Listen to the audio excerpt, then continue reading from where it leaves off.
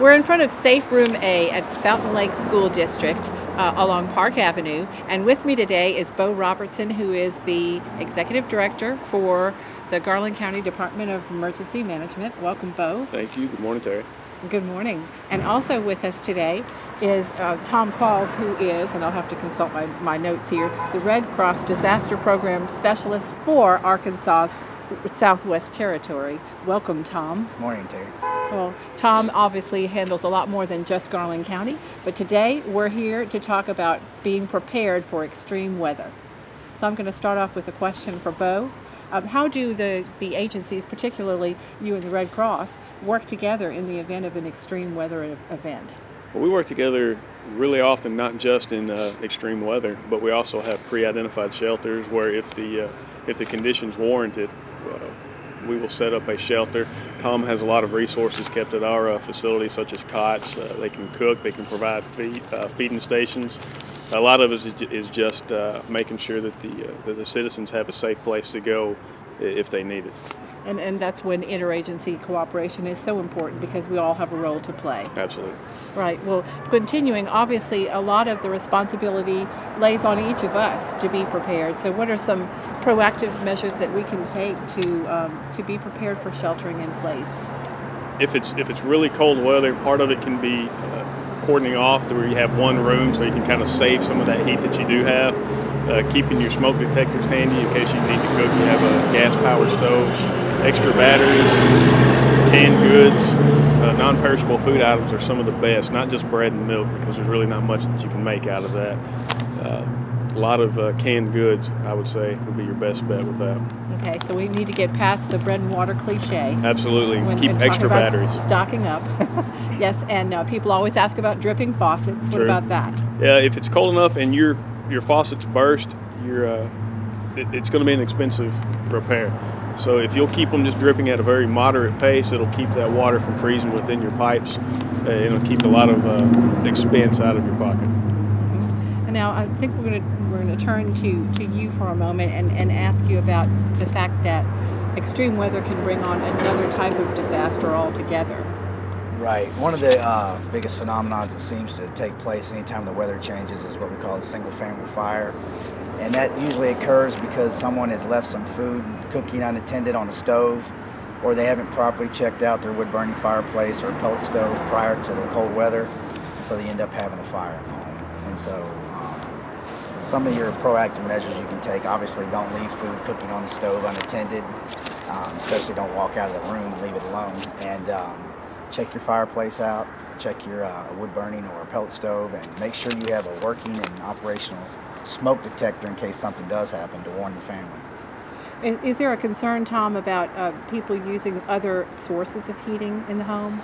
There can be, yes, and probably the biggest concern is that they don't maintain their systems, and so then they malfunction, and that's when fires take place. Mm-hmm. Yeah, and sometimes they'll resort to using their ovens, or other less than safe means to keep warm. Right, less than accepted energy sources for maintaining heat. Right, and then we always have the phenomenon too of people putting combustible items near those heat sources. That's very true. That's right. And then when you give them a chance to ignite, then you've got the fire. It kind of gets out of control. We actually dealt with a couple of situations like that this weekend. Mm-hmm. So you work closely with the fire department in the event that does occur? Yes, they call us up. Okay. We also wanted to talk about generators. That's a subject that always comes up in the cold weather. Right. So again, would that be a question for you, Bo, about the generators? What's the one thing that you should be regularly doing if you own one? Obviously testing it to make sure that when you need it to start, that it's going to start. And never ever bring your generator inside. Mm-hmm. That's a big no-no. There's a lot of fires started that way as well. Keep it outside. Run your power cords that you need into the house. But just regular maintenance. Keep the oil changed, keep gas in it, and go out and start it every once in a while. You want it to be there whenever you need it. So it's just the first step of buying a generator. That's just the first step. People really need to remember to maintain it and to operate it safely. Yes, and one thing to consider is if you're going to go purchase a generator, think what you intend to run with that generator. And you can ask the people at the the facility that you're purchasing the generator at, what is the proper wattage, how big of a generator or how small of a generator am I going to need to power this? And they can really help you out.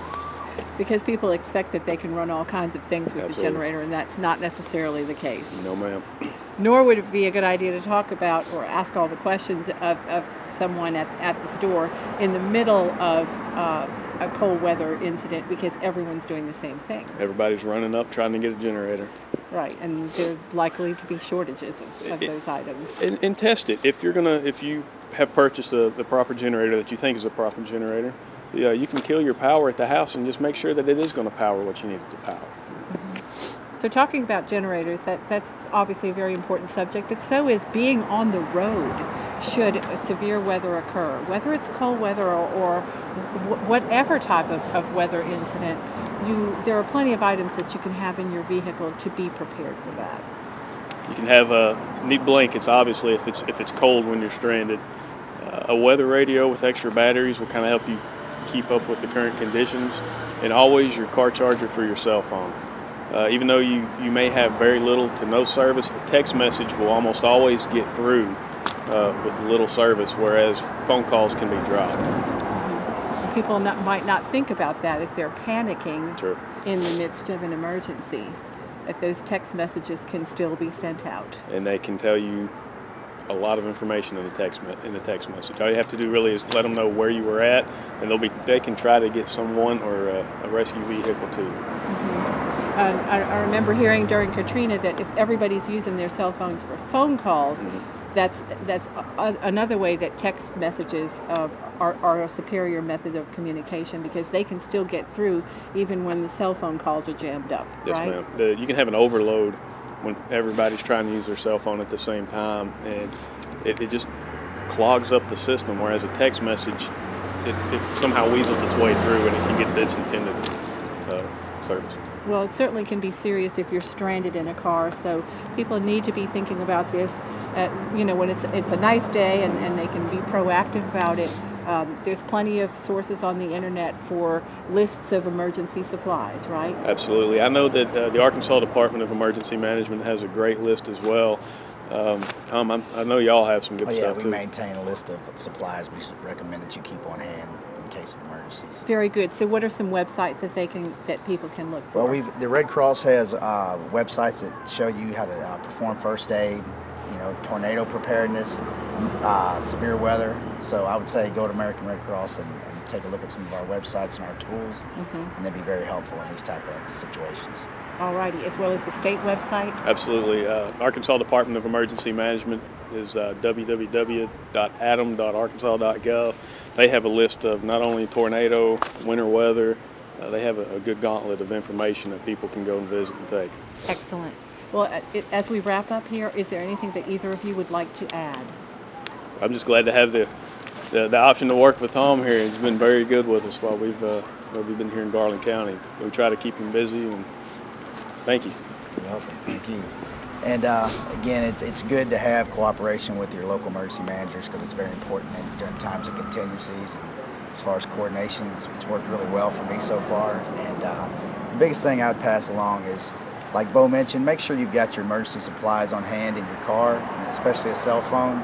And the biggest thing is, don't be out on the road unless you absolutely have to be in the middle of an ice storm, because a lot of times that adds to a lot of the fatalities and injuries that we see. So unless you need to be out on the road, like a first responder or something to that effect, it's okay to stay home.